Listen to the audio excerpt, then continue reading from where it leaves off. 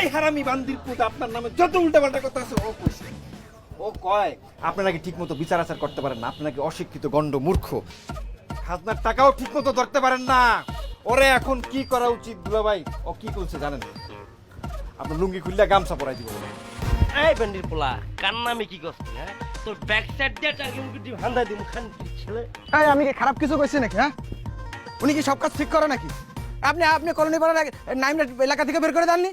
হ্যাঁ, আপনি যখন তখন খাজনা বাড়াই দিচ্ছেন, সব জিনিসপত্র কিনে আপনার গোডাউনে ঢুকাই দিয়ে দাম বাড়াই দিচ্ছেন। হ্যাঁ, 4-5 দিকে জমি কিনা মাঝখানে জমিটা দখল করে রাখছেন, এটা কোনো নিয়ম হইলো? এই চুপ!